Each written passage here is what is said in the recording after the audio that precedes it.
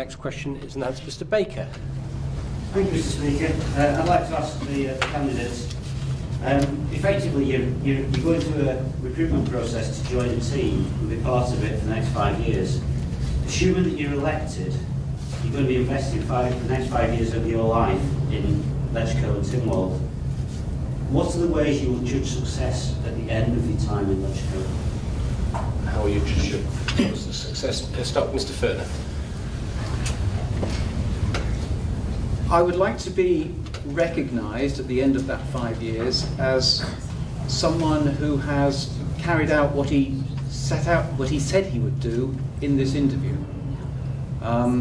So my stake in the ground is that I would very much like to have a firm understanding of the Treasury model, so that I understand the island's public finances and how it's forecast to play out in the future, and to communicate that within Tynwald and within the wider population.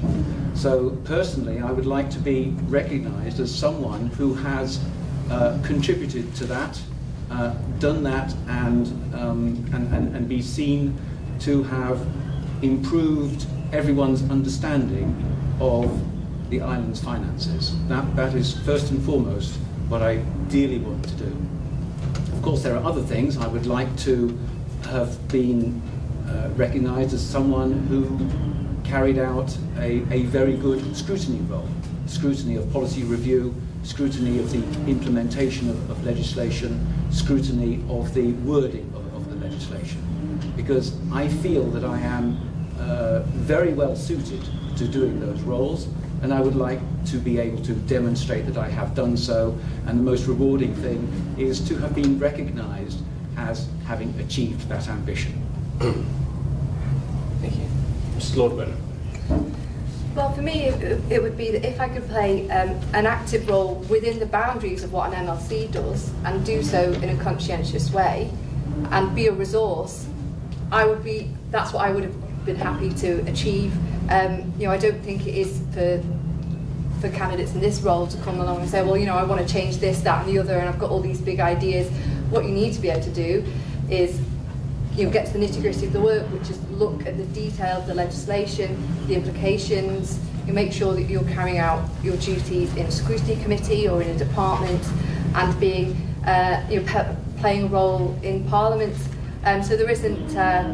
You know, so I just really want to do a good job. I think the thing that comes across throughout all the conversations talk about value and cost benefits, and you know, whether people should be in departments or not.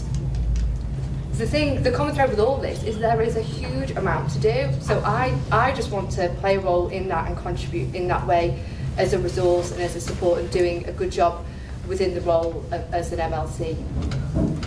Thank you. Mr. Kelly. Yeah, it's kind of a bit related to the last question, actually. I mean, the first thing clearly is, you know, Ledgeco is an expensive entity to run and manage.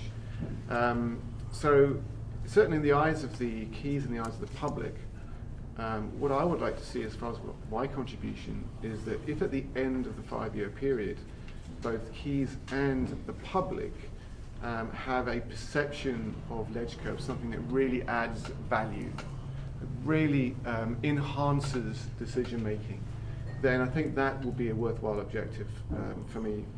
And secondly, tangential to that, is the idea of the quality of decision making, and it comes back to earlier comments I made about behavioural science and systematic approach, evidence-based approach to decision making.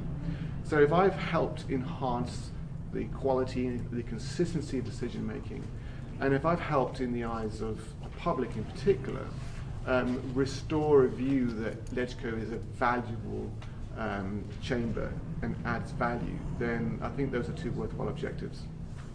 Thank you. Mrs. Humbles.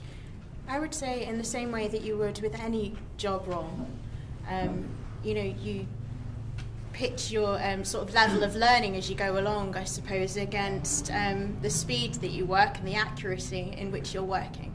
And I'd want to, going back to your question earlier on, Daphne, the CPD, Oh, sorry, Julie, I apologise. I'd want to attain advocacy training. So if I'm actually sort of, taking on more and more work, I want to learn an awful lot more about law, Manx law, and about what it is that I'm doing, and also in understanding perhaps some of the jargon, some of the lingo as well that might be used better than I do currently. Also opinions from colleagues as well, and certainly those within the House of Keys, because if everybody's happy in the House of Keys with what's being done in LegCo, then you can kind of gauge an understanding of exactly whether or not they're doing a good job. Thank you. Mrs. Corlett. Thank you. I think, looking at it from a team perspective, I think you judge the success of a team as to whether they can work together cohesively and achieve the desired objects.